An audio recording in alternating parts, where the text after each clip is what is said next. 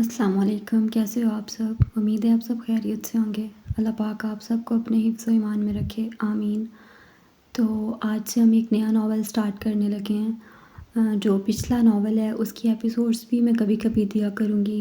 मैं नहीं चाहती कि चैनल पर कोई इशू बने या कोई स्ट्राइक आए, क्योंकि इस चैनल पर स्टार्टिंग में भी एक स्ट्राइक आई थी तो काफ़ी ज़्यादा इशू बना था, जिसकी वजह से ये चैनल अभी तक बहुत स्लो चल रहा है और इसकी ग्रोथ जो है वो इतनी अच्छी नहीं जा रही। तो मैं नहीं चाहती कि अगेन से कोई इशू बने।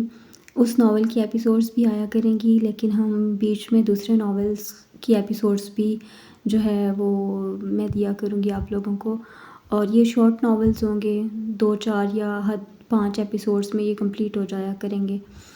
तो आई होप कि आप लोगों को ये नावल भी पसंद आएंगे। तो मुझे आप लोगों से ये भी पूछना था कि मैं हॉरर स्टोरीज़ का चैनल जो है वो भी इंशाल्लाह जल्दी स्टार्ट करने वाली हूँ। तो क्या आप लोग चाहते हो कि मैं हॉरर स्टोरीज़ को भी नरेट किया करूँ या हॉरर नॉवेल्स जो होते हैं उनको भी नरेट किया करूँ? अगर आप लोग चाहते हो तो मुझे कमेंट्स में ज़रूर बताना। और जितना हो सके आप लोग वीडियो को लाइक किया करो, ज़्यादा से ज़्यादा शेयर किया करो, ताकि जो मेरा चैनल है वो फिर से बूस्ट हो जाए। आज की एपिसोड की तरफ चलते हैं और मुझे उम्मीद है कि आप लोगों को ये नावल भी बहुत पसंद आएगा। जुनेजो, कादिर बलोच का ख़ास बंदा। अगर उसका बाजू उसकी ताकत कहा जाए तो भी गलत ना होगा। कादिर बलोच के हर जायज़ नाजायज़ काम को नज़र में रखता था और कादिर बलोच जुनेजो पर मुकम्मल एतमाद करता था। सिर्फ 6 माह में ही वो इस कदर कादिर बलोच के करीब आ गया था कि कादिर बलोच के सगे बेटे भी अपने बाप से मिलने के लिए उसकी इजाज़त देते थे। इस वजह से वो बहुत सारे लोगों की आंख में खटकने लगा था कि सब उससे हसद और जलन महसूस करते थे। जो न सिर्फ निडर, बहादुर, चुस्त चालाक था, बल्कि उसकी शख्सियत में एक रोब और दबदबा था। सभी उससे बात करते हुए डरते थे। जो निगाह ही उठाता और अगला बंदा कांप के रह जाता। कम पढ़ा लिखा होने के बावजूद भी वो बिला का ज़हीन था। अगले बंदे की शक्ल से ही वो उसके बारे में अंदाज़ा लगा लेता था। रब ने उसे जहानत के साथ साथ वजाहत से भी बेशुमार नवाजा था। जो भी उस पर पहली नज़र डालता, एक पल को निगाह उसके चेहरे पर साकन हो जाती थी। 6 फुट से निकलता कद, चौड़ा सीना, गंदमी रंग, ग्रे आंखें जिनमें अगले बंदे को निगल लेने की सलाहियत मौजूद थी, स्याही माइल होंठ जिनमें सिगरेट हमा वक्त रहती थी, सतवा नाक और हल्की हल्की दाढ़ी और बड़ी मूँछों में वो बला का हसीन और मर्दाना वजाहत का मुंह बोलता सबूत था। जुनेजो, वो लंबे लंबे डग भरता अपनी गाड़ी की तरफ बढ़ा था कि एक नस्वानी आवाज़ पर न सिर्फ रुका था बल्कि पलट कर भी देखा था। जहाँ नताशा खान अपनी तमाम खूबसूरती समेत खड़ी उसे आंखों के रास्ते दिल में उतार रही थी। आज 5 दिन बाद मेरी आंखें दीदार कर रही हैं और अपनी प्यास बुझा रही हैं, पर तुम हो के फिर भी बिना सलाम और हाल चाल के ही चल दिए। जुनेजो के पास इतना फालतू वक्त नहीं होता कि हर किसी की अयादत करता फिरे, और वैसे भी अपनी चाल दुरुस्त सिमत रखो तो हाल अच्छा ही रहेगा। जुनेजो के स्पॉट अंदाज पर वो गहरा सांस भरते हुए दिलकशी से मुस्कुराई। जुनेजो को देखकर कोई चाल कैसे दुरुस्त रख सकता है, हाल तो फिर बेहाल हो जाता है। नफ्स को इतना बेकाबू भी नहीं करना चाहिए कि आपको हाल से बेहाल कर दे, वो कहते हुए जाने लगा, मगर नताशा उसके सामने आते उसका रास्ता रोक गई। नफ्स को इतना भी काबू नहीं करना चाहिए कि एक खूबसूरत दोशीज़ा आपको अपना आप सौंपने के लिए मरी जा रही और आप यूं नज़रअंदाज करके आगे बढ़ जाएं। चलो ज़्यादा ना सही, एक रात तो अपनी कुर्बत से हम फ़कीरों को नवाज के हमारी झोली भर सकते हैं ना आप। नताशा ना सिर्फ पहनावे से बेबाक दिखती थी बल्कि वो बोलने की हद तक बेबाक थी, और जुनेजो को उसकी इस बेबाकी से शदीद नफ़रत थी। पर मुझे हराम खाने की ना आदत है, ना मैं किसी के जूठे की तरफ आंख उठाकर देखता हूँ। उसके लहजे में बला की काट और तमस्खर था जो नताशा का चेहरा जलाकर राख कर गया था। वो कादिर बलोच की मंजूर नज़र थी जिसे वो किसी कोठे से उठाकर लाया था, मगर नताशा जो एक 24 साला जवान और खूबसूरत लड़की थी, 55 साल के कादिर बलोच से तंग आ चुकी थी, और 6 माह पहले जुनेजो को देखते ही वो उस पर मर मिटी थी और बहुत से हुलियों और बहानों से अपनी तरफ राग़िब करना चाहा, अपनी अदाओं के तीर चलाने चाहे, पर आगे कोई आम मर्द नहीं बल्कि जुनेजो था जिसे अपने नफ्स पर बला का काबू था। तो हलाल करके खा लो, अगर पता होता तुझसे पाला पड़ना है तो खुद को तेरे लिए बचा के रखती, जैसे 6 माह से किसी को अपने नज़दीक नहीं आने दिया। قادر بلوچ کو بھی نہیں۔ اب صرف تمہاری حسرت ہے، پر مجھے لگتا ہے کہ تمہارے کچھ لمحے چرانے کے لیے مجھے قادر بلوچ کی سفارش ڈلوانی پڑے گی۔ نتاشا نے اپنے بالوں کو ایک ادا سے پیچھے کیا تھا اور جنیجو کے لبوں پر ایک طنزیہ مسکراہٹ اپنی جھپ دکھلا کر غائب ہو گئی۔ جنیجو اپنی زندگی اپنے طرز کے مطابق جینے کا عادی ہے اور اپنی ذاتی زندگی میں کسی کی دخل اندازی مجھے پسند نہیں، چاہے وہ قادر بلوچ کا باپ ہی کیوں نہ ہو۔ وہ نڈر انداز میں بولتا اپنی گاڑی کی طرف بڑھ گیا تو نتاشا جو اس کی سحر انگیز گرے آنکھوں میں کھوئی ہوئی تھی، اس کے دور جانے سے حواسوں میں آئی اور گہرا سانس بھرتی واپس کو پلٹی۔ وہ سیدھا گھر آیا تھا اور کمرے میں آ کر اپنی پیکنگ کرنے لگا کہ دروازہ کھلا اور اس کے ماں باپ کمرے میں داخل ہوئے، جو کہ اس کی تیاری کچھ حیرانگی سے دیکھتے اندر آئے تھے۔ جنیجو، ابھی تو تم آئے تھے بیٹا، پھر سے تیاری؟ عامرہ خاتون کے بولنے پر وہ ان کی طرف بنا پلٹے بولا۔ ہاں، کچھ دنوں کے لیے شہر سے باہر جا رہا ہوں۔ کس کے کام سے؟ اب کے کبیر امجد نے پوچھا تھا۔ قادر بلوچ کے کام سے۔ یہ جانتے ہوئے بھی کہ تمہارا اس طرح اکیلے کسی دوسرے شہر جانا کسی بھی خطرے کا باعث بن سکتا ہے، پھر بھی جو خود دوسروں کے لیے خطرہ ہو اسے کسی دوسرے سے خطرے کی پرواہ نہیں ہوتی۔ وہ بے پرواہی سے بولتا دونوں کے چہروں پر بے سکونی لا گیا۔ مریم شاہ سے بڑا کوئی خطرہ نہیں جنیجو کے لیے، یہ بات تمہیں ذہن میں رکھنی چاہیے۔ اب کے کبیر امجد کے لہجے میں کوئی ایسی بات تو تھی جس پر جنیجو نے غور کرتے ہوئے کبیر امجد کی طرف دیکھا تھا اور پھر مسکرا دیا، جیسے کسی بچے کی بات پر مسکرایا جاتا ہے۔ یہ بات بھی تو مریم شاہ کے لیے ہی خطرے کا باعث بنے گی۔ میری تو کچھ سمجھ نہیں آ رہا۔ وہاں مریم شاہ کو چھوڑ کر آئے ہیں تو یہاں ویسا ہی قادر بلوچ مل گیا۔ آخر تم کیوں اس کے ساتھ کام کرنا چاہتے ہو؟ تم جانتے ہو تم ہمارے اکلوتے بیٹے ہو، پھر بھی یہ سب کیوں کر رہے ہو؟ تمہاری فکر مجھے ساری رات سونے نہیں دیتی۔ سو دشمن ہوتا ہے ایسے لوگوں کا، اور ایسے لوگوں کا کیا بھروسہ، اپنے ہی بندوں کے دشمن بن جائیں، جیسے مریم شاہ تمہارا بنا ہوا ہے۔ عامرہ خاتون کے لہجے میں چھپا ڈر اور خوف سمجھتے ہوئے جنیجو ان کو بیڈ پر بٹھاتا ان کے ساتھ ٹک کر نرمی سے بولا، آپ کو فکر مند ہونے کی کوئی ضرورت نہیں۔ مریم شاہ جیسے آدمی سے مقابلہ کرنے کے لیے قادر بلوچ جیسے آدمی کے ساتھ کی ضرورت تھی۔ اپنی جان پر کھیل کر قادر بلوچ کی 2 دفعہ نہ صرف اس کے دشمنوں سے جان بچائی ہے، بلکہ اس کے کچھ ایسے کام بھی کروائے جو کوئی مائی کا لال نہیں کر سکتا تھا۔ کیوں؟ بس مریم شاہ سے بدلہ لینے کے لیے مجھے اس جیسے ہی کسی بندے اور ویسی ہی طاقت کی ضرورت تھی۔ پر ہم انصاف کے لیے عدالت سے رجوع بھی کر سکتے تھے نا؟ پر تم کیوں اس راہ پر چل رہے ہو جہاں جان کو بھی ہر وقت خطرہ رہے؟ کون سی عدالت ماں؟ یہ پاکستان ہے، یہاں کالا قانون ہی چلتا ہے۔ اور پھر اس مریم شاہ کے خلاف جس کے وزیر تک پاؤں آ کر پڑتے ہیں اور پولیس والے بڑے بڑے آئی جی جیسے اس کا ہی دیا کھاتے ہیں، ان جیسے لوگوں سے لڑنے کے لیے ان جیسے لوگوں کی ہی ضرورت ہوتی ہے ماں۔ اور قادر بلوچ تو پھر وہ انسان ہے جس کا پلڑا مریم شاہ سے بھی بھاری ہے۔ آپ لوگ فکر مند نہ ہوا کریں، جنہیں سوچ سمجھ کر چلنے کا عادی ہے، اور مجھے کسی بھی کھیل میں مات نہیں ہوگی۔ وہ مضبوط لہجے میں بولا۔ ہماری دعائیں تمہارے ساتھ ہیں بیٹے۔ کبیر امجد نے اس کے کندھے پر ہاتھ رکھا تھا تو وہ سر ہلا کر کھڑا ہو گیا۔ 2 دنوں کے لیے جا رہا ہوں، چوکیدار اور گن مین گیٹ پر موجود ہیں، آپ لوگ گھر سے باہر نہیں نکلیں گے۔ دوسرا کوئی بھی ایمرجنسی ہو تو مجھے کال کر دیجیے گا، چلتا ہوں اب۔ وہ دونوں سے اجازت لیتا باہر کی جانب چل دیا۔ مجھے مریم شاہ سے بات کرنی ہوگی، کیونکہ اس سے بہتر کوئی دوسرا موقع نہیں مل سکتا، وہ خود سے کہتا ہوا مریم شاہ کے آفس کی طرف بڑھا، مگر اس کی آفس میں ناموجودگی کا اندازہ کرتا علینا کی طرف بڑھا، جو کمپیوٹر پر کچھ لکھنے میں مصروف تھی۔ مریم شاہ آفس میں نہیں ہیں، کہاں ہیں؟ اگر ٹائم کی طرف ایک نظر ڈال لیتے تو تمہیں مجھ سے پوچھنے کی ضرورت نہ پڑتی۔ علینا نے دل جلانے والی مسکراہٹ اس کی طرف اچھالی اور دوبارہ اپنے کام میں لگ گئی۔ اسامہ نے حسب معمول ایک گھوری سے اسے نوازا اور ہاتھ پر بندھی اپنی واچ کی طرف دیکھا جہاں شام کے 7 بج رہے تھے، اور اس ٹائم مریم شاہ اپنے پرائیویٹ روم میں ہوتا تھا جہاں کسی کو بھی جانے کی اجازت تک نہ تھی۔ مجھے بہت ضروری بات کرنی ہے ان سے بولو کہ اسامہ ملنا چاہتا ہے۔ مجھے اپنی جان تم سے زیادہ عزیز ہے، اس لیے مجھ سے ایسی توقع مت رکھنا۔ ویسے بھی 1 گھنٹہ ویٹ کر لو، وہ آفس میں آ جائیں تو بات کر لینا۔ مجھے تمہارے مفت مشوروں کی ضرورت نہیں، وہ چڑھ کر بولتا مریم شاہ کے آفس کی طرف بڑھ گیا۔ علینا کندھے اچکاتی اپنے کام کی طرف متوجہ ہوئی۔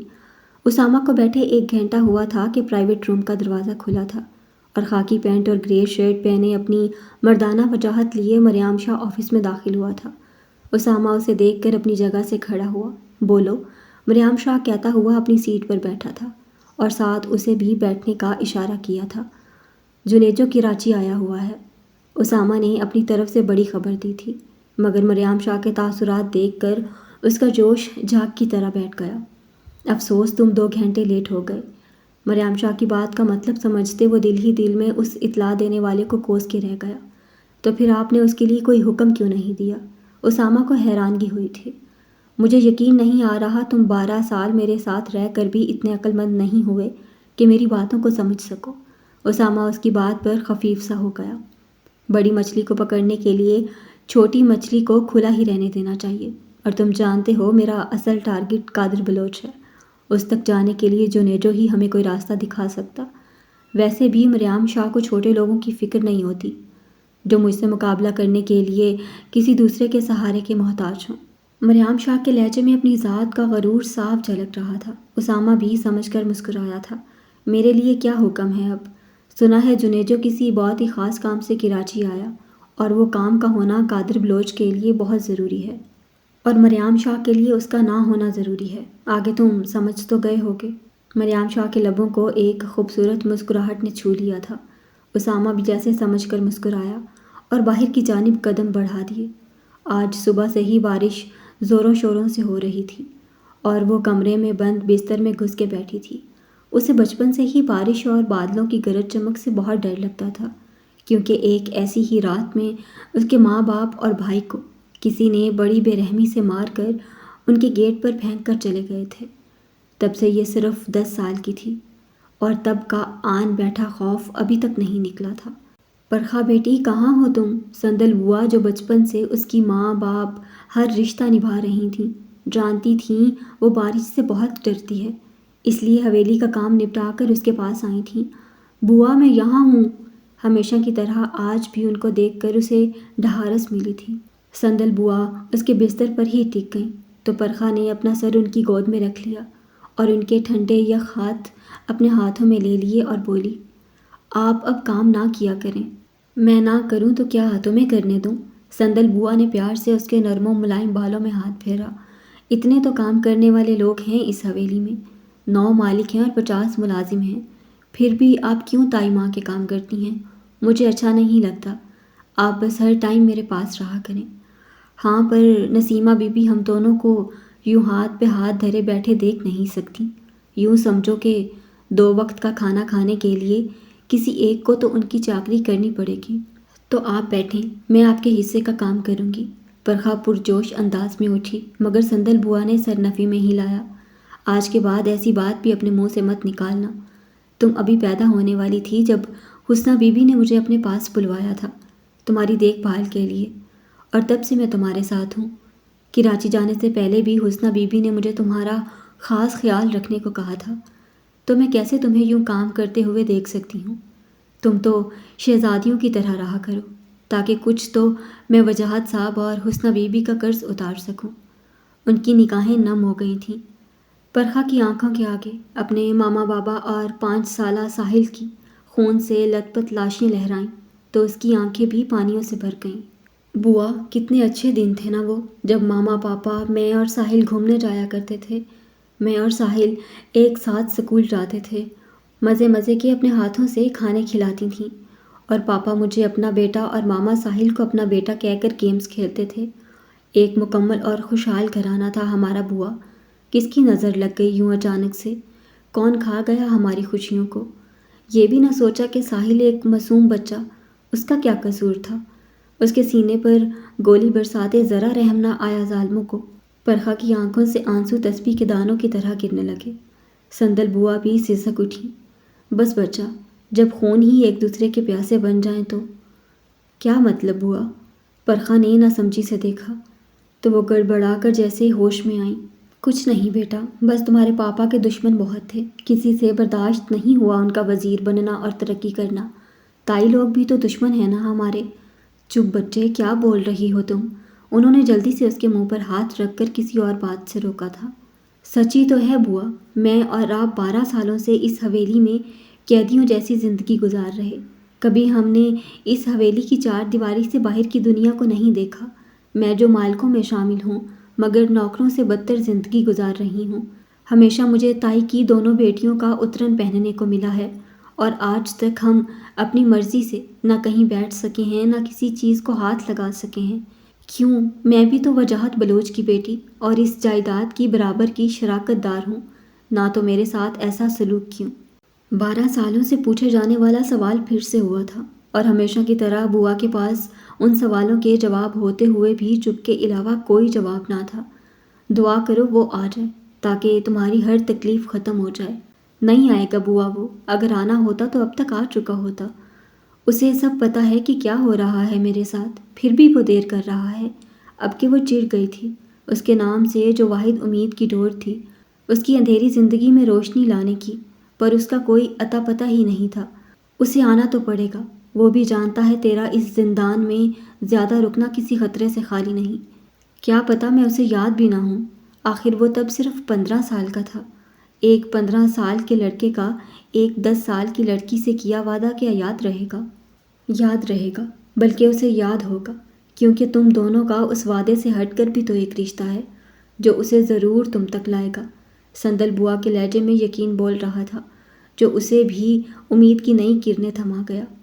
سائیں، راٹھور ملنے آیا آپ سے۔ قادر بلوچ اپنے کمرے کی طرف بڑھ رہا تھا کہ گھمن کی آواز پر رکا، اور پھر اپنے آفس میں آیا جہاں راٹھور بیٹھا سگریٹ کے لمبے لمبے کش لے رہا تھا۔ قادر بلوچ نے گھمن کو وہیں دروازے پر ہی رکنے کا اشارہ کیا اور خود اندر چلا گیا، مگر جانے سے پہلے دروازہ اچھی طرح بند کرنا نہیں بھولا تھا۔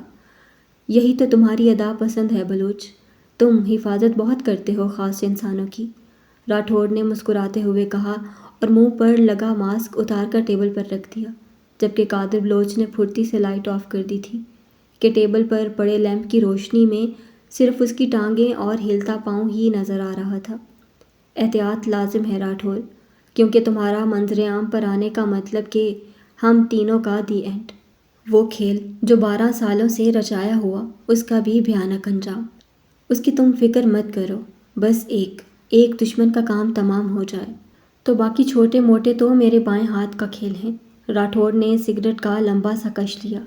وہ ایک ہی 100 پر بھاری ہے راٹھور، غلطی تو ہم سے ہو گئی۔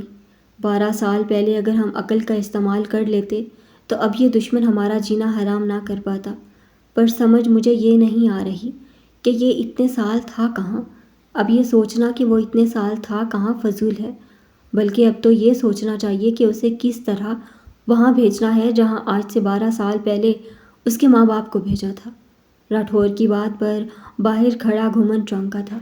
اس نے دروازے کے سوراخ سے راٹھور کو دیکھنے کی کوشش بار بار کی تھی، مگر وہ ہر بار ہی ناکام ہوا تھا، کیونکہ وہ اندھیرے میں بیٹھا تھا اور اس کا صرف پاؤں ہی نظر آ رہا تھا جو مسلسل ہل رہا تھا۔ اور یہ سب کیسے ہوگا؟ تم جانتے نہیں مریم شاہ کو، ہر بازی وہ ہم پر الٹ دیتا ہے، اسے مات دینے جاتے ہیں تو خود مار کھا کے آ جاتے ہیں۔ بلوچ کے چہرے پر غصہ دیکھ کر راٹھور مسکرایا، پھر اٹھ کر ٹیبل سے گلاس پکڑ کر اس کی طرف بڑھایا۔ تمہیں اس ٹائم اس کی زیادہ ضرورت ہے بلوچ، کیونکہ ہمیشہ سے تم مریم شاہ کے جیتنے پر بکھلا جاتے ہو، بلکہ تمہارا دماغ بھی کام کرنا چھوڑ دیتا ہے۔ کہنا کیا چاہتے ہو تم؟ وہی جو تم نظر انداز کر رہے ہو، بلکہ بھول رہے ہو کہ مریم شاہ کی کمزوری تو ہمارے ہاتھ میں ہے، اور وہ پتہ ہمیں تب استعمال کرنا ہے جب مریم شاہ کو قابو میں کرنا ناگزیر ہو جائے گا۔ تم سمجھ رہے ہو نا؟ راٹھور کی بات کا مطلب سمجھتے ہوئے بلوچ سر اسبات میں ہلاتا ہنسا تھا اور پھر ہنستا ہی چلا گیا، جس کا ساتھ راٹھور نے بھی دیا تھا، اور باہر کھڑا گھمن اپنا موبائل ہاتھ میں لیے ایک طرف ہو گیا۔ یہ جنیجو کیسا آدمی ہے؟ کہیں تم غلط تو نہیں کر رہے اس پر اتنا اعتماد کر کے اسے وہ کام سونپ دیا جو ہمارے لیے خطرے کا باعث بھی بن سکتا ہے؟ راٹھور کی بات میں چھپے ڈر کو سمجھتے ہوئے بلوچ نے سر نفی میں ہلا دیا۔ میں نے ہر طرف سے پرکھا ہے اسے، وہ ہمارے کام کا آدمی ہے۔ سب سے خاص بات اس کی یہ کہ وہ مریم شاہ کا ڈسا ہوا ہے، اور جو مریم شاہ کا دشمن وہ ہمارا دوست۔ پھر بھی اس پر نظر رکھو، اور ایک بات چاہے جتنا بھی اعتماد کرو، پر اسے میرے یا حاکم کے بارے میں کچھ نہیں بتاؤ گے۔ جنیجو کو بس مریم شاہ کے خلاف استعمال کرو، سمجھ رہے ہو نا میری بات؟ وہ اٹھ کر چہرے پر ماسک چڑھانے لگا۔ ہاں سمجھ گیا ہوں، تم اس کی فکر نہ کرو، میں احتیاط کروں گا۔ حاکم کب پاکستان آئے گا؟ بلوچ بھی اٹھ کھڑا ہوا۔ کیوں؟ حاکم سے کیا کام تمہیں؟ وہ اب ہاتھوں پر دستانے پہن رہا تھا۔ حاکم کی منظور نظر ہے میرے پاس، اور اب وہ 22 سال کی ہونے والی ہے، تو اس سے پہلے کہ اس پر کسی اور کی نظر پڑے اور حاکم کو ناگوار گزرے تو اچھا نہیں وہ اپنی امانت لے جائے۔ اگلے ماہ آ رہا ہے وہ، پھر دعوت پہ بلا کے پیش کر دینا، خوش ہو جائے گا۔ وہ کہتا ہوا پیچھے کے دروازے سے باہر نکلا اور وہیں کھڑی اپنی گاڑی میں بیٹھ گیا۔ حاکم اگلے ماہ آ رہا ہے۔ تبھی دوسری طرف مریم شاہ کو یہ میسج رسیو ہوا تھا، جسے دیکھ کر مریم شاہ کے چہرے پر سوچ کی لکیریں صاف نظر آ رہی تھیں۔ جنیجو نے سارا سامان اپنی نگرانی میں لوڈ کروایا اور سلطان کو سارا سمجھا کر وہاں سے جانے لگا کہ موبائل کی بپ پر دیکھا جہاں بلوچ کی کال تھی۔ اس نے یس کا بٹن پش کر کے کان سے لگایا۔ کام ہو گیا جنیجو، بلوچ کی تشویش زدہ آواز اس کے کانوں میں پڑی۔ یہی سمجھیں کہ ہو گیا، جس طرح لکڑی کے اندر اس سفید پاؤڈر کو پرویا ہے، نہ کوئی مائی کا لال بھی اس تک نہیں جا سکے گا، چاہے جتنی بھی چیکنگ ہو۔ بہت زبردست جنیجو، بس اب یہ آدمی کی چوکی سے گزر جائے تو سمجھو سارا خطرہ ختم۔ اس کی بھی فکر نہ کریں، اس کا حل بھی ہے میرے پاس۔ اب میں فون رکھتا ہوں۔ کہتے ہوئے اس نے کال بند کر کے موبائل جیب میں رکھا اور سگریٹ کا کش لیتے ہوئے سلطان کو پیچھے آنے کا اشارہ کیا اور خود اپنی گاڑی میں بیٹھ کر گاڑی اس فارم سے نکال کر روڈ پر ڈال دی۔ تبھی اس نے ایک زوردار دھماکے کی آواز سنی۔ پھرتی سے وہ گاڑی سے اتر کر فارم کی طرف بھاگا، جہاں آگ کے بڑے بڑے شعلے دکھائی دے رہے تھے۔ وہ بھاگ کر قریب آیا اور شیشے رہ گیا۔ وہ دھماکہ ٹرک میں ہوا تھا اور سب جل کر راکھ ہو گیا تھا۔ اس نے سلطان کی فکر میں آگے بڑھنا چاہا، مگر آگ کے اتنے شعلے نکل رہے تھے جو ہر چیز کو اپنی لپیٹ میں لے چکے تھے۔ آگ فارم کی بنی لکڑی کی چھت کو بھی اپنی لپیٹ میں لینے لگی۔ تبھی فارم کی پچھلی دیوار سے لیاقت اور شمشاد بھاگتے ہوئے آئے تھے۔ جنیجو نے دیکھا جو گھبرائے ہوئے تھے۔ جنیجو، یہ کیسے ہو گیا؟ سب برباد ہو گیا، اور سلطان وہ بھی جل کے راکھ ہو گیا۔ بلوچ سائیں تو مار دے گا۔ لیاقت کا لہجہ بھی ڈرا سہما تھا۔ ہاں، سائیں کا تو بڑا نقصان ہو گیا، 5 کروڑ کا نقصان، وہ معاف نہیں کریں گے۔ پر یہ سب ہوا کیسے اور کیا کس نے؟ میں نے کیا ہے یہ سب۔ ایک مسکراتی آواز پر تینوں پلٹے اور نظریں بلیک پنجاروں سے ٹیک لگائے ایک شخص پر ٹک گئیں۔ مریم شاہ۔ جنیجو کے لبوں سے سرگوشی کی طرح یہ نام ادا ہوا، جو لیاقت اور شمشاد کو بھی حیرت زدہ کر گیا۔ ان دونوں نے کافی عرصے سے اس کا نام تو سنا تھا، مگر دیکھنے کا اتفاق آج پہلی بار ہوا تھا۔ جو بلیک جینز اور وائٹ شرٹ میں ملبوس کافی مسکراتے ہوئے ان کے ایکسپریشنز نوٹ کر رہا تھا۔ کیسے ہو جنیجو، میرے خاص آدمی؟ وہ طنزیہ لہجے میں جنیجو کی طرف دیکھتے ہوئے بولا، جس کا چہرہ اسپاٹ ہو چکا تھا۔ مجھے پتا تھا، اتنا گھٹیا طریقہ تمہارا ہی ہو سکتا ہے مریم شاہ۔ ارے میں تو بھول ہی گیا تھا، تم تو میری رگ رگ سے واقف ہو۔ آخر 5 سال تم نے میرے ساتھ کام کیا، میرے طریقے تو تم جانتے ہو۔ وہاں چوٹ دیتا ہوں جہاں دوسرے کا علاج کروانا مشکل ہو جائے۔ اب کہ وہ جیبوں میں ہاتھ پھنسائے ان کے قریب آیا تھا۔ پر افسوس جنیجو، تم سے یہ امید نہ تھی۔ تم کب سے اس کالے دھندے میں پڑ گئے؟ جس چیز کو تم خود چھونا گناہ سمجھتے تھے، آج اس کے جل جانے پر افسوس کر رہے ہو۔ افسوس تو مجھے تم پر ہو رہا ہے مریم شاہ، کہ تم کب سے پیٹھ پیچھے وار کرنا شروع ہو گئے۔ تمہاری نظر میں تو یہ بزدلی تھی نا، کہ سچ میں بزدل ہو گئے ہو؟ جنیجو کی بات میں جو قائر تھی، مریم شاہ کی آنکھوں سے ایک آگ نکلی تھی، مگر اگلے ہی لمحے وہ ہنس دیا تھا۔ لیاقت اور شمشاد جو اس کے غصے سے ڈر گئے تھے، اب حیرت سے اسے ہنستا ہوا دیکھ رہے تھے۔ اچھا لگا تمہارے لہجے میں چھپی فکر دیکھ کر، پر وہ کیا ہے نا کہ اگر جنیجو مجھ سے بدلہ لینے کے لیے بلوچ جیسے آدمی کے ساتھ ہاتھ ملا سکتا ہے، اس کے ہر ناجائز کام کو اپنا فرض سمجھ کے کر سکتا ہے، تو مجھے بھی تو تمہارے لیے اپنی سطح سے کچھ نیچے آنا تھا نا۔ یہی سمجھو، سانپ کو مارنے کے لیے اس کے بل تک رینگ کر جانا تھا۔ ابھی کے لیے بس اتنا، پھر ملاقات ہوگی کسی اچھی جگہ۔ وہ مسکراتا ہوا بلیک گلاسز آنکھوں پر چڑھا کر اپنی گاڑی کی طرف چل دیا، پھر رکا اور پلٹ کر جنیجو کو دیکھا، جو کہ نفرت زدہ آنکھوں سے اسے گھور رہا تھا۔ بلوچ کو میرا سلام کہنا، یقیناً اسے میرا یہ تحفہ بہت پسند آئے گا۔ وہ دل جلا دینے والی مسکراہٹ جنیجو کی طرف اچھالتا اپنی گاڑی میں بیٹھا اور گاڑی فراٹے بھرتی وہاں سے نکلی تھی۔ تم دونوں اس آگ کو بجھانے کی کوشش کرو، میں بلوچ سے ملنے جا رہا ہوں، جنیجو نے ان دونوں سے کہا، پھر ان کے سر ہلانے پر گاڑی کی طرف بڑھا۔ ایک اور ناکامی، ایک اور ہار اس مریم شاہ کے ہاتھوں۔ قادر بلوچ نے ہاتھ میں پکڑا اپنا پسندیدہ مشروب کا گلاس اتنی زور سے سامنے دیوار پر مارا تھا کہ گلاس چکنا چور ہو کر زمین بوس ہو گیا۔ اس کے طیش اور ولولے سے پاس کھڑے گھومن اور نتاشا بھی کانپ کر رہ گئی، مگر جنیجو ہنوز پرسکون تھا، کیونکہ اسے بلوچ کے غصے سے کوئی فرق نہیں پڑتا تھا، بلکہ جو نقصان بلوچ کا ہوا تھا ایک طرف سے اسے خوشی تھی۔ وہ بلوچ کے حرام دھندوں سے نفرت کرتا تھا، مگر چپ تھا تو صرف مریم شاہ سے بدلے کی آگ کی وجہ سے۔ اسے بس سلطان کی موت کا افسوس تھا، جو بیچارہ بغیر کسی جرم کے اتنی بھیانک سزا پا گیا تھا۔ ریلیکس بلوچ سائیں، آپ کے اس طرح غصہ کرنے سے سب ٹھیک تو نہیں ہو جانا، بلکہ الٹا آپ خود کو تکلیف دے رہے ہیں۔ جنیجو کے پرسکون لہجے پر بلوچ نے اپنی سرخ آنکھیں اس پر ٹکائیں۔ بہت کاری وار کیا اس مریم شاہ نے، پیٹھ پیچھے چھرا گھونپ دیا، 5 کروڑ کا نقصان کر دیا میرا۔ اب لکیر پیٹنے کا کیا فائدہ، بلکہ یہ سوچنے کا ٹائم ہے کہ اس نقصان کو کم کیسے کیا جائے۔ جنیجو نے اسپاٹ لہجے میں اس کی بات کاٹی، جس پر گھومن اور نتاشا حیران رہ گئے۔ بلوچ جسے آسانی سے اگنور کر گیا، ورنہ وہ اپنی بات کاٹنے والے کا پتہ صاف کر دیتا تھا۔ کوئی طریقہ نہیں جنیجو، اس نقصان کو پورا کرنے کا۔ مریم شاہ تو دت ہوگا اپنی کامیابی پر جشن منا رہا ہوگا، پر میں اسے زیادہ دیر جشن منانے نہیں دوں گا۔ بلوچ کی آنکھوں میں مریم شاہ کو زندہ نگل لینے کی چنگاریاں دیکھ کر جنیجو مسکرایا۔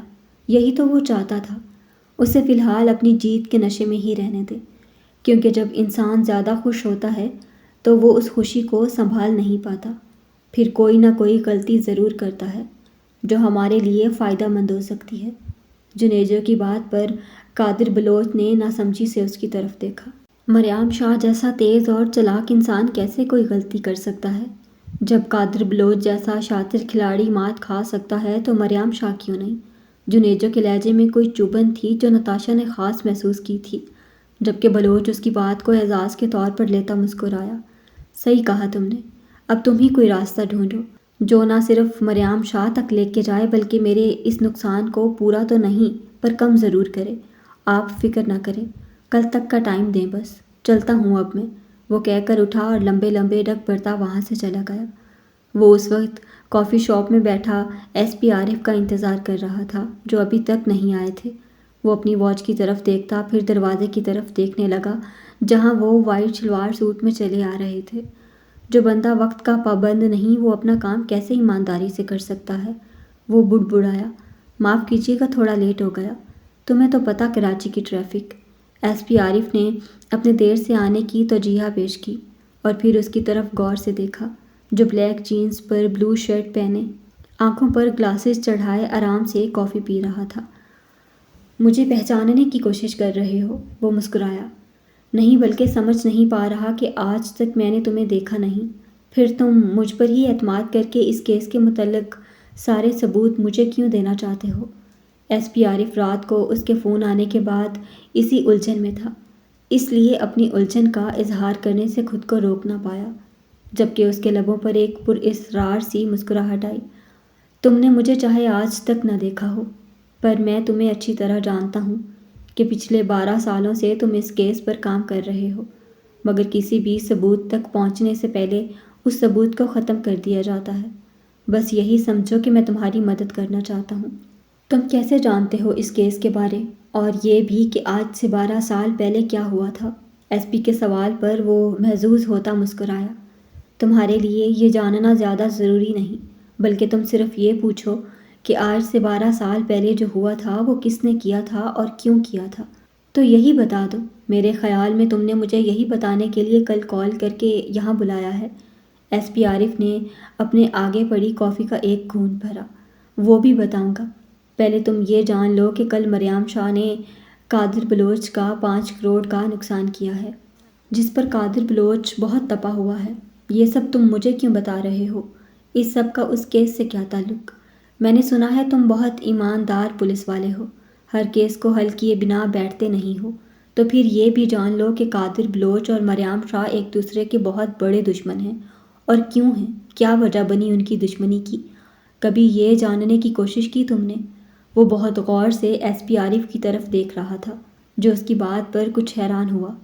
تم کہنا کیا چاہتے ہو؟ بہت کچھ، ابھی کے لیے بس اتنا ہی۔ تم ان کی دشمنی کی اصل وجہ ڈھونڈو، تب تک میں ان دونوں کے خلاف تمہیں مکمل ثبوت فراہم کروں گا۔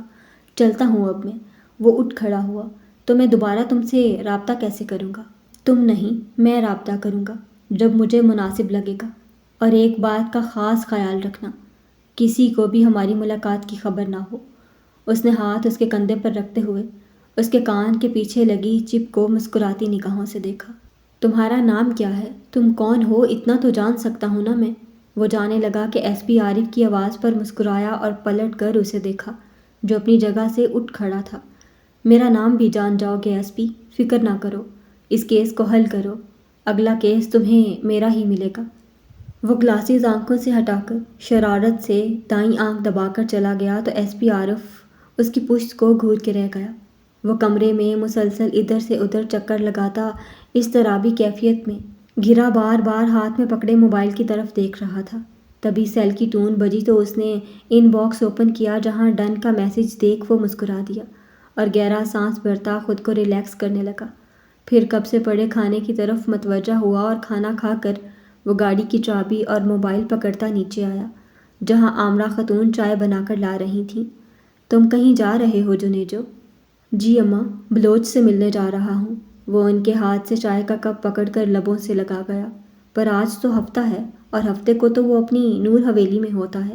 عامرہ خاتون نے کچھ حیرانگی سے دیکھا، کیونکہ 6 ماہ ہو گئے تھے ان کو یہاں آئے ہوئے، اور ہفتہ اور اتوار کو قادر بلوچ نور حویلی میں اپنی فیملی کے ساتھ گزارتا تھا، جہاں صرف حویلی کے نوکر ہی جاتے تھے، وہ بھی جو بہت سالوں سے وہاں تھے۔ اتنی پابندی کیوں تھی یہ کوئی بھی نہیں جانتا تھا۔ جی، پر اس نے مجھے بلوایا ہے، کوئی ضروری کام ہے۔ آپ دروازہ بند کر کے سو جائیے گا، مجھے واپسی میں کافی وقت لگے گا۔ میرے پاس دوسری چابی ہے، میں آ جاؤں گا۔ چائے کا ایک بڑا سا سپ لیتا وہ ان کو کہتا باہر کی طرف بڑھا۔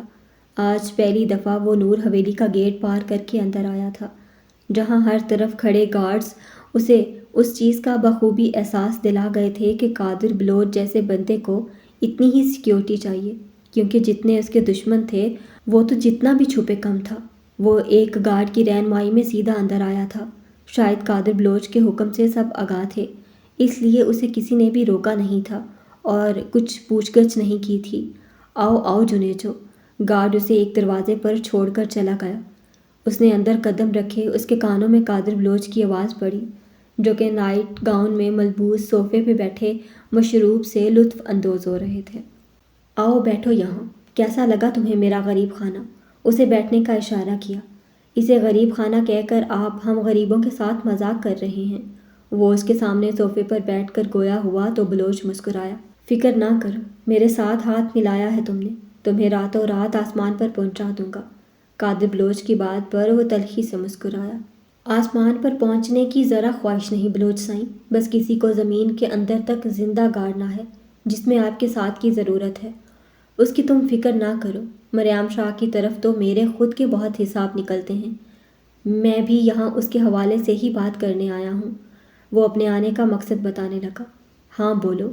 آپ نے شاید ایک بات نہیں سوچی کہ اس دن جو ٹرک میں بم لگایا گیا وہ سب کروایا تو مریم شاہ نے تھا، پر مریم شاہ کو اس بات کی خبر کیسے ہوئی کہ ٹرک میں لکڑی کے اندر سفید پاؤڈر کو ملایا گیا ہے؟ مطلب یہ بلوچ سائیں کہ آپ کے بلوچ ہاؤس میں کوئی مریم شاہ کا بندہ چھپا ہوا ہے، کسی بھی روپ میں، جو ساری اطلاع مریم شاہ کو دے رہا ہے۔ جنیجو کی بات پر قادر بلوچ کے کان کھڑے ہوئے اور بات اس کی عقل میں آ سمائی۔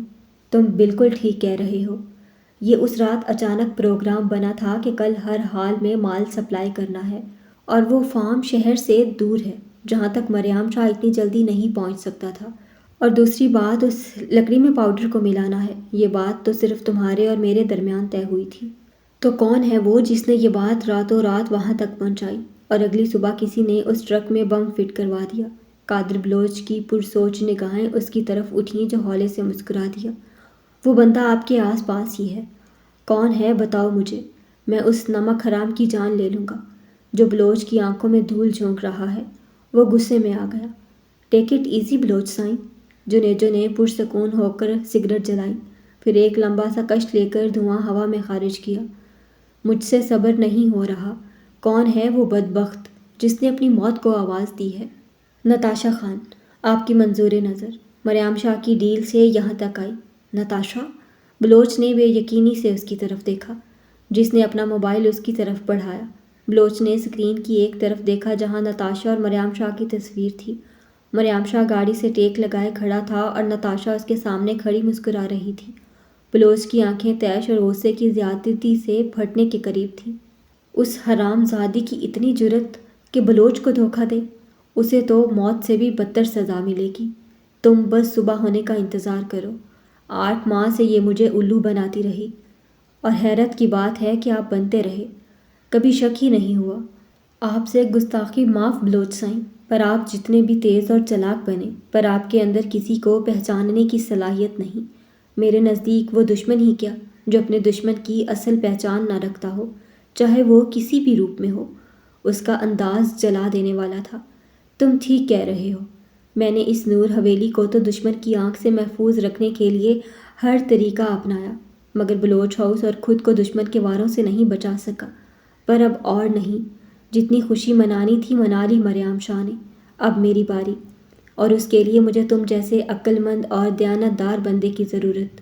آج سے تم پر میرے آفس اور کالے دھندے کی ذمہ داری کے ساتھ بلوچ ہاؤس اور اس نور حویلی کی ذمہ داری بھی قبول کرو، اور صبح سے تم نور حویلی کی ساری سیکیورٹی چیک کرو، خاص طور پر گارڈز کو۔ نہ جانے کیوں اب مجھے اپنے بندوں پر بھی اعتماد کرنا مشکل لگ رہا۔ اب اتنی بھی بے اعتمادی کی ضرورت نہیں، بس اپنے آس پاس ان بندوں کو رکھیں جن پر آپ کو پورا اعتماد ہو، جو کافی عرصے سے آپ کے ساتھ ہیں، جیسے کہ گھومن۔ میں نے اس کے اندر آپ کے لیے وفاداری ہی دیکھی ہے۔ جنیجو اب اپنے مطلب کی بات کی طرف آیا۔ ہاں، گھومن 2 سال سے میرے ساتھ ہے۔ بلوچ ہاؤس کی ذمہ داری اسی کے سر پر ہے، وہ بھی قابل اعتبار بندہ ہے۔ بلوچ اس سے متفق ہوتا اسے پرسکون کر گیا۔ اوکے، اب میں چلتا ہوں، آپ آرام کریں اور بے فکر ہو جائیں، اب مریم شاہ کا ہر وار خالی جائے گا، وہ مضبوط لہجے میں بولا۔ بلوچ نے صراحی نگاہوں سے دیکھا۔ مجھے یقین ہے تم پر بابا، تمہارا دماغ تو بہت تیز ہے، جس کا مجھے بہت فائدہ ہوگا۔ ہاں بالکل، جیسے مریم شاہ کو بہت فائدہ ہوا تھا۔ وہ دل ہی دل میں بڑبڑایا، بظاہر مسکرا کر بولا، جی کوشش تو یہی ہوگی، اجازت دیں۔ بلوچ کے سر ہلانے پر وہ باہر آیا۔ اس نے نظر اپنے دائیں بائیں دوڑائی۔ جہاں وہ اس وقت کھڑا تھا اس سے آگے ایک راہداری تھی جس سے وہ گزرتا ہال میں آ گیا تھا۔ ایک نظر سب کمروں پر ڈالتا وہ ہال کے دروازے سے باہر نکلا کہ آگے سے اندر داخل ہوتے نسوانی وجود سے بری طرح ٹکرایا۔ اگر وہ اسے تھام نہ لیتا تو یقیناً وہ وجود زمین بوس ہوتا۔ اس نے نظر اس وجود پر ٹکائی جو کوئی 22-23 سالہ ایک خوبصورت لڑکی تھی، جو آف وائٹ سوٹ میں ملبوس، سٹیپ کٹے بالوں کو شولڈر پر سیٹ کیے کافی اٹریکٹیو گرل تھی، جبکہ دوسری طرف امتل بلوچ جو اپنی بے ترتیب سانسوں کو ٹھیک کرتی سیدھی ہوئی تھی، اس پر نظر پڑتے ہی اپنا آپ بھول گئی تھی۔ بلیک شلوار قمیض میں ملبوس جنیجو اپنی سحر انگیز شخصیت کا تاثر چھوڑتا اس کا دل دھڑکا گیا۔ وہ یک ٹک اسے دیکھنے لگی، جو اپنی مردانہ وجاہت کا منہ بولتا ثبوت تھا۔ کیا آپ راستہ دیں گی؟ جنیجو اپنے مخصوص لہجے میں بولتا امتل بلوچ کو ہوش کی دنیا میں لایا۔ اوہ سوری، آپ کا کیا نام ہے؟ وہ جلدی سے بولی، مگر اس کے سامنے سے ہٹی نہ تھی۔ ایکسکیوز می، جنیجو کو ناگوار گزرا تھا۔ آئی ایم امتل بلوچ، قادر بلوچ کی بڑی بیٹی، اور آپ؟ اسے شاید زیادہ ہی اس کے بارے میں جاننے کی بےتابی تھی، جو اس کے ماتھے پر پڑی ناگوار سلوٹوں کے باوجود پوچھنے لگی تھی۔ جنیجو، اوہ تو آپ ہیں جنیجو، بہت سن رکھا آپ کے بارے میں، آج دیکھنے کا موقع بھی مل گیا۔ وہ پسندیدہ نظروں سے اسے سر سے پاؤں تک دیکھنے لگی۔ مجھے اب چلنا چاہیے۔ وہ وہاں سے ہٹنے لگا۔ اوکے، بہت اچھا لگا آپ سے مل کر مسٹر جنیجو، امید ہے بہت جلد پھر ملیں گے۔ اس کے کہنے پر بنا دھیان دیے وہ اپنی گاڑی میں بیٹھا اور گیٹ سے نکلنے سے پہلے اس نے سائیڈ مرر سے دیکھا، جو ابھی تک دروازے پر کھڑی اسے دیکھ رہی تھی۔ جنیجو کے لبوں کو مسکراہٹ نے چھو لیا۔ کیا بات ہے، آج اکیلے اکیلے ہی مسکرایا جا رہا ہے۔ امتل بلوچ جو کب سے ٹیرس پر کھڑی کسی غیر مرئی نقطے پر نظریں جمائے مسکرا رہی تھی، نمل بلوچ کی آواز پر مڑ کر اسے دیکھنے لگی، جو حیرانگی سے دیکھ رہی تھی۔ اب میں تمہیں ایسے ہی مسکراتی ملوں گی، ہر روز ہر گھڑی۔ کیوں، ایسا بھی کیا ہاتھ آ گیا تمہارے؟ مجھے تو لگ رہا ہے پوری کائنات میرے ہاتھ میں آ گئی ہے۔ کیا بتاؤں نمل، تجھے ساری رات میری آنکھ نہیں لگی، بس وہی رہا آنکھوں کے سامنے۔ کون؟ وہ حیرانگی سے پوچھنے لگی۔ جنیجو۔ جنیجو؟ نمل چونکی۔ ہاں جنیجو، جس کے بارے میں 6 ماہ سے سن رہے تھے، پر ماری قسمت کہ اسے دیکھا نہیں کبھی۔ رات کو دیکھا ہے تو یقین مانو اپنا آپ بھول گیا مجھے۔ میں اگر کہوں کہ میں نے اپنی زندگی میں اس جیسا شخص نہیں دیکھا تو غلط نہ ہوگا۔ وہی ہے میرے خوابوں کا شہزادہ، ہاں بس وہی ہے، جسے دیکھ کر مجھے دنیا مکمل لگی۔ امتل بلوچ پر اس کا تیر چل چکا تھا، اس لیے وہ خواب سی کیفیت میں بولتی نمل کو حیران کرتی چلی گئی۔ اگر یہ بات ہے تو اس کو اب دیکھنا ہی پڑے گا۔ نمل کو بھی دلچسپی ہوئی اس انجانے شخص کو دیکھنے کی، جس کی ایک ملاقات ہی امتل بلوچ کو گھائل کر گئی۔ جنیجو۔ تبھی امتل بلوچ کی چہکتی آواز نمل کے کانوں میں پڑی تو اس نے اس کی نظروں کے تعاقب میں دیکھا، جہاں وہ بلیک شلوار قمیض میں ملبوس گاڑی سے باہر نکلتا ان دونوں کی توجہ کا مرکز بن گیا۔ ارے یار، یہ تو بہت ڈیشنگ ہے، بالکل ناولز کے ہیروز کی طرح۔ نمل بھی حقیقتاً امپریس ہوئی تھی اس کی وجاہت سے، جبکہ امتل نے زور سے اس کے بازو پر چٹکی لی۔ خبردار اگر تم نے ایسی ویسی نظروں سے دیکھا، یہ صرف میرا ہے اور اس پر میرا ہی حق ہے۔ کیا پتہ اس کی زندگی میں کوئی اور ہو۔ نہیں، امتل نے سنجیدگی سے اس کی بات کاٹی، کبھی بھی نہیں۔ امتل بلوچ کا دل اس پر آیا ہے، اگر کسی اور نے اس کی طرف دیکھنے کی کوشش بھی کی تو میں اس کی آنکھیں پھوڑ دوں گی۔ اس کے لہجے میں بلا کی سکتی تھی۔ اوکے اوکے ریلیکس، وہ تمہارا ہی ہے، اب جاؤ اس کے پاس۔ نمل اس کی جنونیت سے واقف تھی، اس لیے جلدی سے اس کا دھیان جنیجو کی سمت کیا جو اب اندر بڑھ رہا تھا۔ شہباز اور ایاز بھا تو حویلی میں نہیں نا؟ ان کو جنیجو سے کوئی خاص الرجی ہے، وہ جاتے جاتے پلٹی تھی۔ نہیں، وہ دونوں کراچی گئے ہیں، بابا سائیں بلوچ ہاؤس میں ہیں اور اماں سائیں اپنے کمرے میں، فل آزادی ہے، جاؤ۔ نمل کے اطلاع دینے پر وہ مسکراتی نیچے آئی، جہاں جنیجو گھمن کے پاس کھڑا کچھ سمجھا رہا تھا۔ اسے دیکھ کر وہ گھمن کو اشارہ کرتا اس کی طرف آیا۔ کیسی ہیں آپ؟ وہ جو اسے اپنی طرف بڑھتے دیکھ کر خوش ہو رہی تھی، اس کے بلانے پر مسکرائی۔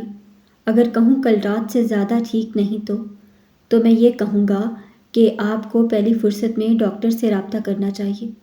تو اگر میں یہ کہوں کہ اس بیماری کا ڈاکٹر کے پاس علاج نہیں تو؟ وہ اسے معنی خیز نظروں سے دیکھتی بولی تو جنیجو اس کی بات کا مطلب سمجھتے ہوئے بولا، تو پھر وہ بیماری آپ کی خود ساختہ ہوگی۔ اینی ویز مجھے بلوچ سائیں نے حویلی کی سیکیورٹی چیک کرنے کا بولا ہے، تو آپ میری رہنمائی کریں گی حویلی دکھانے میں؟ جنیجو کی بات پر وہ خوش ہوئی۔ شور، وائی ناٹ، یہ میرے لیے اعزاز کی بات ہے، آئیے۔ وہ اسے لے کر اندر کی طرف بڑھی۔ سندل بوا، جنیجو بہت خاص مہمان ہیں، ان کی مہمان نوازی بھی خاص طریقے سے ہونی چاہیے، ذرا جلدی۔ وہ ہال سے گزرتی سندل بوا سے بولی، جن کی طرف جنیجو نے کچھ خاص نظروں سے دیکھا تھا۔ جی چھوٹی بی بی۔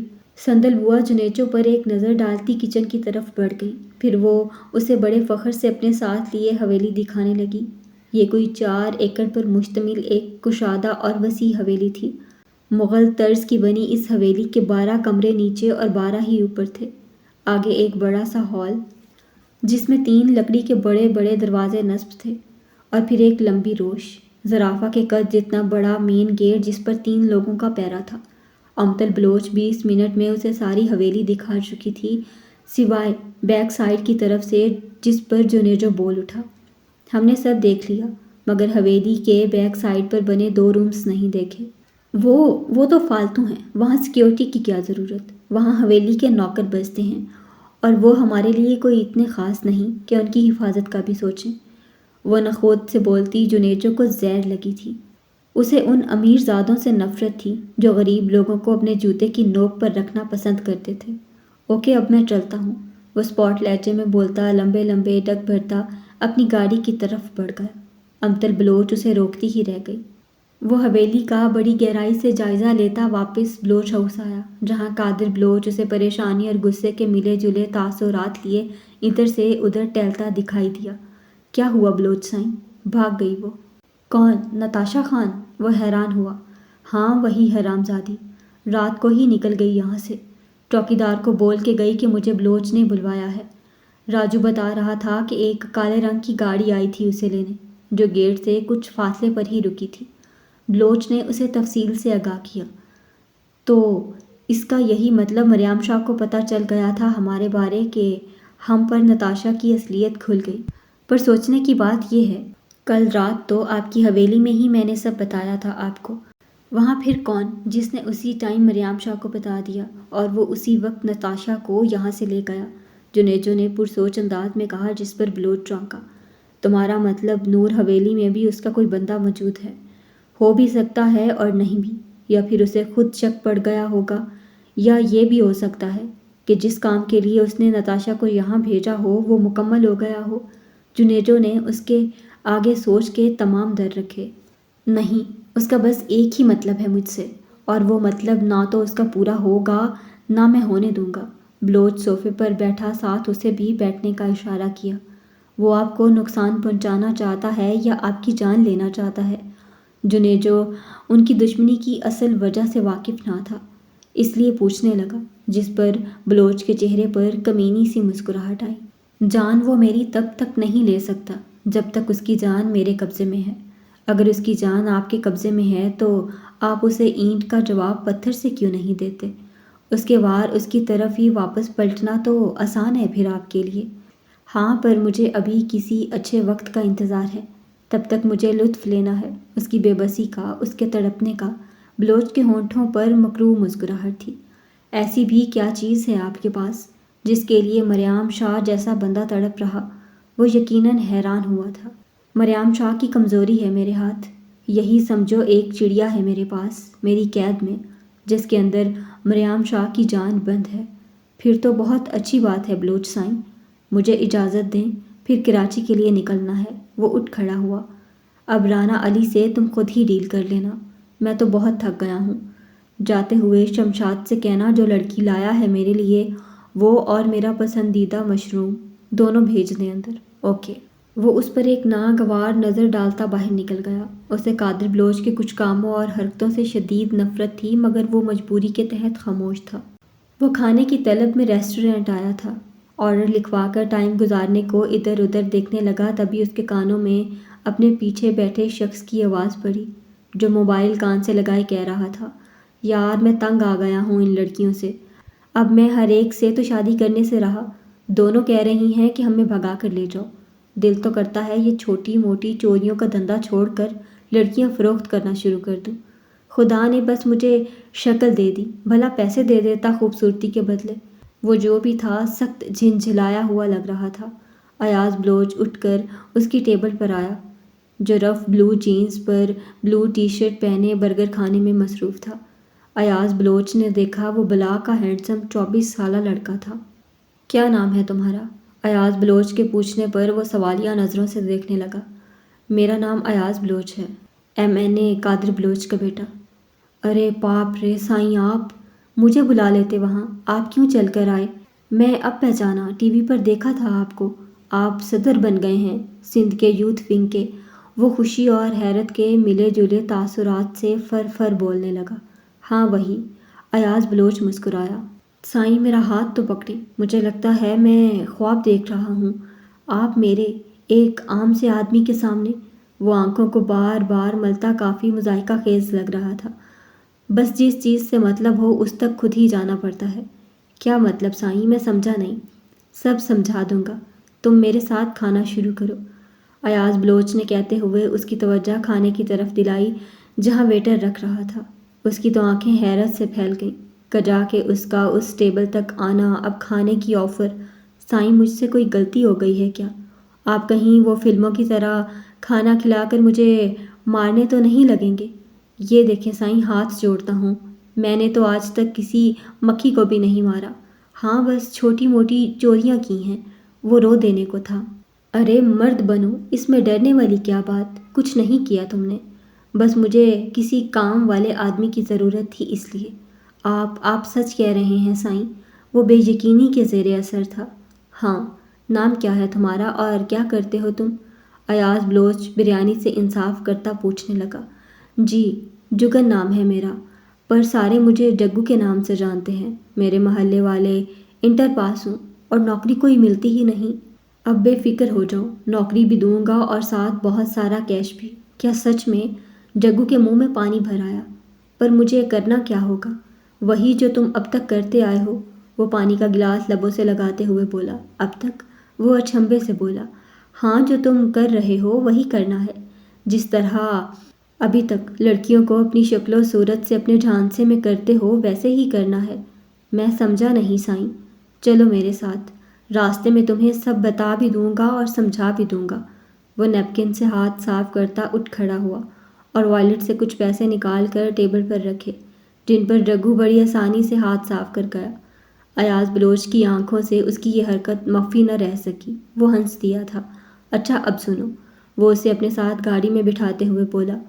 جو بھی کام میں تمہیں سونپ رہا ہوں اس میں تمہیں بے حساب پیسہ ملے گا، بس اس سے پہلے تمہیں مجھ سے وعدہ کرنا ہوگا کہ تم اس کام کو نہایت ایمانداری اور خفیہ طریقے سے کرو گے۔ کسی کو اگر بتانے کی یا ہم سے فراڈ کرنے کی کوشش کی تو پھر ہمارے ہاتھوں سے تمہارا بچنا ناممکن ہو جائے گا۔ اب کی بار اس کا لہجہ بے لچک تھا۔